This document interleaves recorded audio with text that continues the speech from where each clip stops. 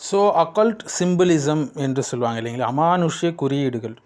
இது வந்து மறைக்கப்பட்ட ரகசிய அல்லது இயற்கைக்கு அப்பாற்பட்ட விஷயங்களை உணர்த்துகிற மாரி சொல்லக்கூடிய குறியீடுகள். பெரும்பாலும் இது வந்து நடிகர்கள், ஃபிலிம் இண்டஸ்ட்ரி இது போன்ற விஷயங்கள்லாம் இதை வந்து ப்ரொமோட் பண்ணுவாங்க. இவை பெரும்பாலும் வந்து மந்திரம், மாயவாதம் அல்லது ஆன்மீக அறிவியலோடு தொடர்புடைய விஷயங்கள். இந்த குறியீடுகள் வந்து விண்வெளி, ஆன்மா மற்றும் பிரபஞ்சத்துடைய ரகசியங்களை குறியீட்டு மொழியில் வெளிப்படுத்துகிறோம் என்று இந்த வழிகேடர்கள் சொல்லுவாங்க. ஃபார் எக்ஸாம்பிள், பெரும்பாலும் இந்த பென்டாகிராம் என்ற ஒரு சிம்பிள் காட்டுவாங்க. இது வந்து எதுக்கு சொல்லுவாங்கன்னா பாதுகாப்புக்கு. மேலும் 5 கூறுகளை குறிக்கக்கூடிய முக்கிய குறியீடு என்று சொல்லுவாங்க பென்டாகிராம். அடுத்து பென்டாக்கிள் சொல்லுவாங்க, பென்டாகிராம் வட்டத்திற்குள் இருப்பது. இது பாதுகாப்பு மற்றும் மந்திர சக்தியை குறிக்கக்கூடிய சிம்பிள்ஸ் என்று சொல்லுவாங்க, பெரும்பாலும் இந்த சினிமா துறைகள்லாம். அடுத்தது ஆல் சீயிங் ஐ சொல்லுவாங்க, அந்த கண், பிரமிடு இதெல்லாம் வருங்களே. ஸோ முக்கோணத்தில் இருக்கக்கூடிய கண், இது வந்து பிரபஞ்சத்துடைய உயர்ந்த அறிவு, அதாவது சுப்ரீம் இன்டெலிஜென்ஸ் மற்றும் தெய்வீக பாதுகாப்பை குறிக்கிறது என்று சொல்லுவாங்க. இதெல்லாம் வந்து கண்மூடித்தனமான விஷயங்கள், மூட நம்பிக்கைகள். ஷைத்தானை வர வைத்து ஷைத்தான் மூலியமாக உதவிகள் பெற்றுக்கொள்வதற்காக செய்யப்படும் கிரியைகள் தான் இதெல்லாம்.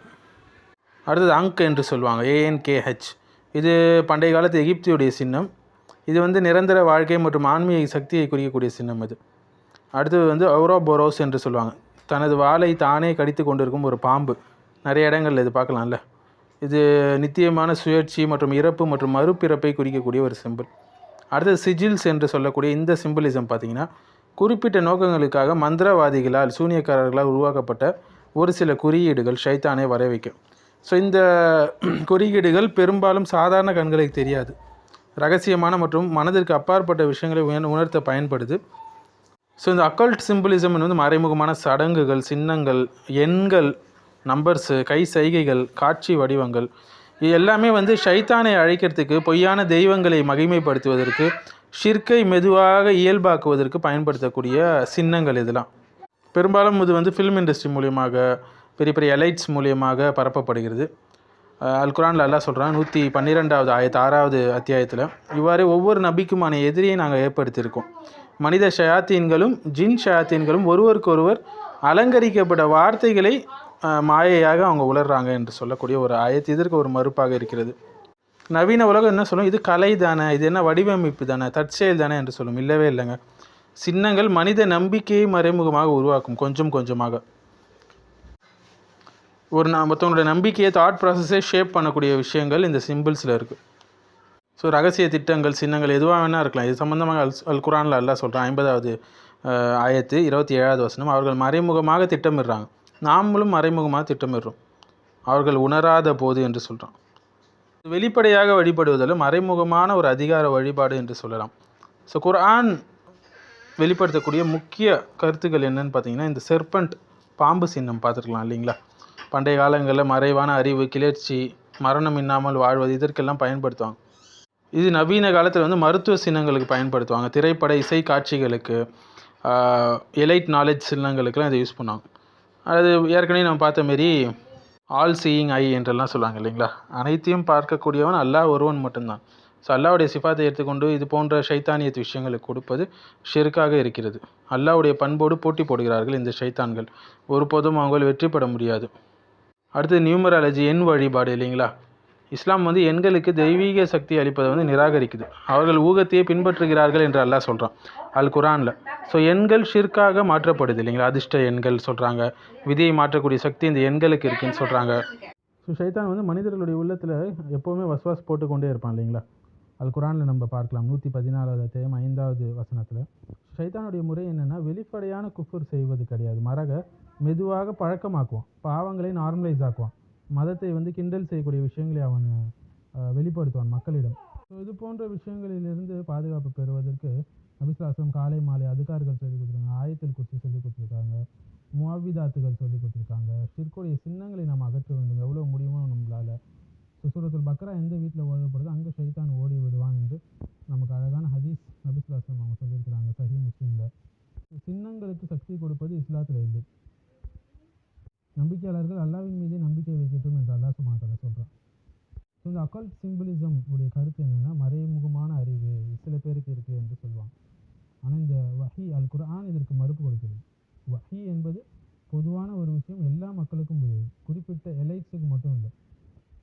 ஸோ எண்களுக்கு மறைமுக சக்தி இருக்குது என்று சொல்லுவாங்க இந்த அக்கல்ட் சிம்பிளிசமில். ஆனால் விதி அல்லாவிடம் மட்டும்தான் உள்ளது, அல்லாவுக்கு மட்டும்தான் தெரியும். மேலும் கண்காணிப்பு சொல்லுவாங்க இந்த அக்கல்ட் சிம்பிளிசம். அல்லாஹ் மட்டுமே அது பசீராக இருக்கிறான், அனைத்தையும் பார்க்கக்கூடியவனாக இருக்கிறான். ஸோ இந்த அக்கல்ட் சின்னங்களுக்கு வந்து தனிப்பட்ட சக்தியெல்லாம் கிடையாது. இவையெல்லாம் ஃபித்ராவை கொஞ்சம் கொஞ்சமாக சிதைக்கக்கூடிய விஷயங்கள். இதில் எப்படி நார்மலைஸ் ஆகுது பார்த்தீங்கன்னா, சில படங்கள் மூலியமாக ஸ்பைடர்மேன் போன்ற படங்கள் எல்லாம் கையை சிம்பிள் வச்சு வெம்பு விடுவாங்க, ஒன்று வெம்பு வரும் அதில் சிலந்தி வலை. ஸோ இது மூலியமாக நார்மலைஸ் ஆகிறது. சின்ன பிள்ளைங்கள் மூலியமாக அவங்க இதை எடுத்துக்கொள்வார்கள் இல்லைங்களா. ஃபேஷன் டிசைனிங் ட்ரெஸ்ஸஸ் மூலியமாக, மூவி போஸ்டர் மூலியமாக, லோகோஸ் மூலியமாக, அது வந்து துணிகளிலும் இருக்கலாம், படங்களிலும் இருக்கலாம். செலிபிரிட்டிஸ் மூலியமாக, இன்ஃப்ளூயன்சர்ஸ் மூலியமாக, பெரிய பெரிய கார்ப்பரேட் மனிதர்கள் மூலியமாக என்ன செய்வாங்கன்னா அது வந்து மக்களுக்கு அதை வந்து வெளிப்படுத்துவாங்க. சில இடங்கள் ஆர்கிடெக்சர் மூலியமாக பில்டிங்ஸ் கட்டுறாங்க, அதுவும் அந்த வடிவமைப்பில் கட்டுவாங்க. பெரும்பாலும் பிரபலங்கள், இன்ஃப்ளூயன்சர்ஸ், எலைட்கள் பயன்படுத்தினா மக்கள் அதை அப்படியே பின்பற்றுவாங்க இல்லைங்களா. ஸோ அது மூலியமாகவும் அட்வர்டைஸ்மெண்ட்ஸ் மூலியமாகவும், பிராண்டிங் மூலியமாக, லோகோக்கள், கட்டிடக்கலை, அரசியல் நிகழ்வுகள் மூலமாக இந்த சிம்பிள்ஸ் வந்து பரப்பப்படுது. இஸ்லாம் என்ன சொல்கிறது என்றால், சின்னங்களுக்கு தனிப்பட்ட சக்திலாம் இல்லைங்க.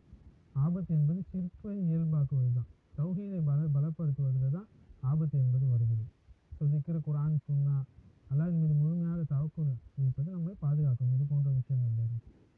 ஸோ நம்முடைய வீட்டை நாம் சுத்தமாக்க வேண்டும். இது போன்ற சிம்பிள்ஸ் எங்கெங்கெல்லாம் இருக்கோ அது போன்ற பொருட்கள், விஷயங்களை விட்டு நம்ம தூரமாக்க வேண்டும்.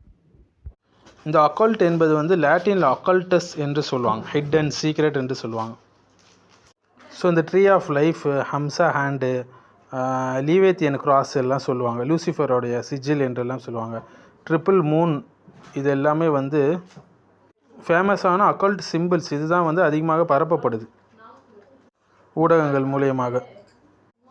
ஸோ பொதுவாக நம்ம பார்க்கும்போது சூரத்துல் ஆராஃப் இதற்கு வந்து வலுவான மறுப்பு கொடுக்குதுன்னு சொல்லலாங்க. சூரத்துல் ஆராஃபில் வந்து 70வது வசனம், 27வது அத்தியாயம் 20வது வசனம், 22வது வசனங்கள், இது எல்லாமே இதற்கு வந்து பெரிய ஒரு அழகான மறுப்பு கொடுக்குது என்று சொல்லலாம். அந்த வசனங்களை நம்ம திரும்பி திரும்பி படிக்க வேண்டும். ஸோ இந்த சூரா வந்து எப்படியெல்லாம் ஏமாற்றுறாங்க என்பதற்கான வரைவிலக்கணத்தை நமக்கு கொடுக்குதுங்க. ஷைத்தான் எப்படியெல்லாம் ஏமாற்றாம் என்பது 20வது வசனத்தில், எப்படி தீமையை பாவங்களையும் மெதுவாக கொஞ்சம் கொஞ்சமாக அழகுபடுத்தப்படுது அது வந்து 22வது வசனத்தில், முன்னோர்களையும் சமூக மரபுகளையும் குருட்டுத்தனமாக பின்பற்றுவது அதனுடைய வார்னிங், இதெல்லாம் 28வது வசனத்தில் போன்ற வசனங்கள் அதற்கு அழகான மறுப்பு கொடுக்குது. ஃபிரௌன் மற்றும் முந்தைய சமுதாயங்களுடைய வரலாறுகளும் சொல்லப்படுது, எப்படி எலைட்ஸ் வந்து மக்களை ஏமாற்றுகிறார்கள் என்று. மேலும் சூரத்து ஜின் வந்து மறைமுகமான அறிவு வந்து அல்லாஹ்வுக்கு மட்டும்தான் இருக்கிறது போன்ற விஷயங்களை சூரா ஜின்லேருந்து நம்ம படிப்பினையாக பெற்றுக்கொள்ளலாம்.